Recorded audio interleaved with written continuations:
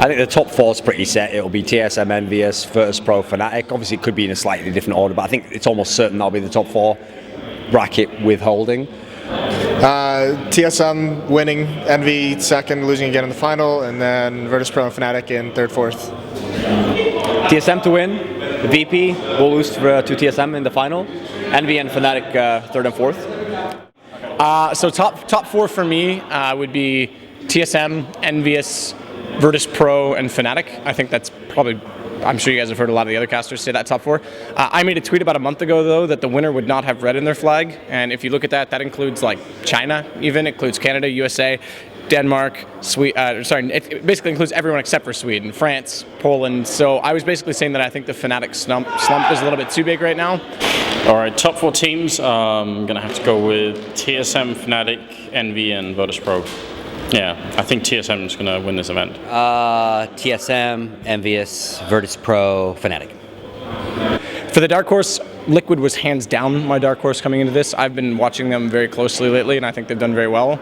But I think they did something to deserve horrible luck or pray to the wrong god, because they're in the worst group they could possibly be in.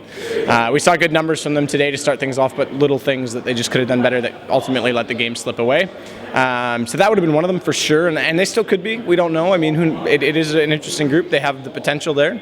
But the other one for me is Vexed, and this is one that's kind of like the old Penta roster where they made 2 straight top 8s, but yet no one really gave them that adored fame. Like everyone was, Mouse Sports was their favorite German team, not Penta, and yet Penta was the one with the results. Vexed is kind of like that right now with Hellraisers. Everyone said like Hellraisers is better. Oh, they should have been at the last major. They only made it because of best of 1 in Cologne, and then now we did best of 3 in Stockholm, and they're still here, and yet no one's really caught on to them yet. And I think that they, in all of Europe, are the team that the other teams don't know as much about. So I think that they've got a really good chance, and they're in a group with 2 struggling North American teams with Luminosity and Cloud9. So decent chance for them to, especially in a best of 1, Cloud9, you could take them any day of the week.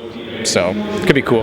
Gonna go with Titan. Feels weird to call them a dark horse just because you know their history, but right now they haven't been playing well. So Titan for the first one and Liquid for the second one. You know, they have a horse as a logo. It makes sense. See, dark horse like technically means like someone really outside, and I would say Titan, but I don't think they're like super underdoggy. And the second one,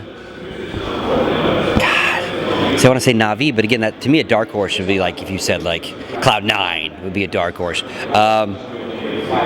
Liquid's going to be a true dark horse for me. 2 dark horses. Titan, and then if you want to call Na'Vi a dark horse, they're on like the verge of that top 4, so throw them in there as well. Dark horses, Titan, and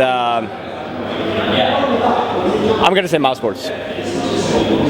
One that I think I'll definitely take is Titan, because I think at least they have the pieces and they obviously have all the past experience where maybe they could get it together and have some amazing run if they get the right opponents. And then for the other one, it's quite an even field, but I think I will actually take, as a wild outsider, I'll take Team Liquid actually, because there's a chance they could get out of this group with how bad Titan and Nippo is playing. So basically whoever I think get outside that group in second could be the dark horse, so I'll take Team Liquid.